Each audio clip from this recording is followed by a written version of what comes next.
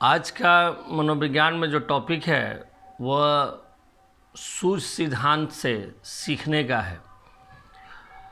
तो आज इस पाठ में हम बात करेंगे कि कैसे सूझ सिद्धांत से सीखना आता है।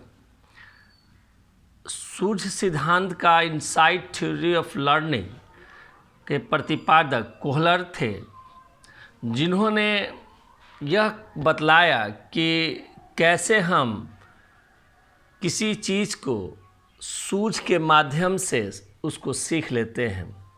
यहाँ पर आदमी जब किसी परिस्थिति में घिर जाता है, वो किसी परिस्थिति से घिर जाता है और जब कोई समस्या उसके सामने रहती है, जो परिस्थिति रहती है, उस परिस्थिति के अंदर एटेंडम उसके ब्रेन में, उसके मस्तिष्क में एक सूझ आती है, जिससे कि वो उस समस्या से, उस परिस्थिति से निकल जाता है।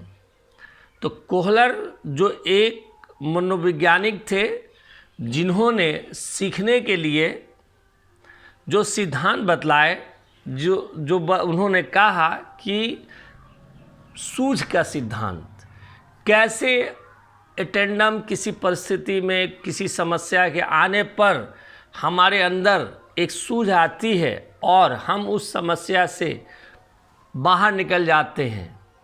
तो उन्होंने सूझ सिद्धांत में बेसिकली दो प्रयोग किए। उन्होंने एक प्रयोग किया कि सुलेमान नामक बंदर पर स्टिक वाला, और दूसरा किया डब्बे वाला, बॉक्स वाला।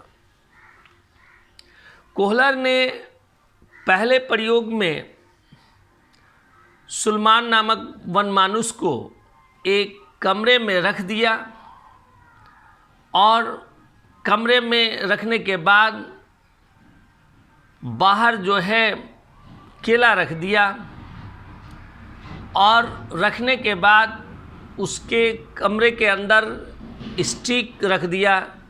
वो स्टिक ऐसा था कि एक दूसरे को अगर हम जोड़ देते तो वो लंबा हो जाता। सुलेमान भूखा था, उसे भूख लगी थी, लेकिन केला बाहर था, वो उसकी हाथ पहुंच नहीं पा रही थी। तो थोड़ी देर उस कमरे में वो इधर उधर करता है, घूम घाम करता है, फिर वो आके बैठ जाता है। तब उसकी नज़र जो है वो स्टिक पे पड़ती है।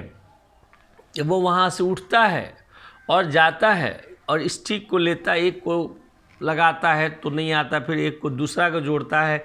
इस तरह से करके वो स्टिक के माध्यम से केले को लेकर और अपनी भूख मिटा लेता है। तो यहाँ पर कोहलर ने यह बतलाया कि सुलेमान को जो सीखना आया वो सूझ से आया। समस्या थी, परिस्थिति थी, प्रॉब्लम थी,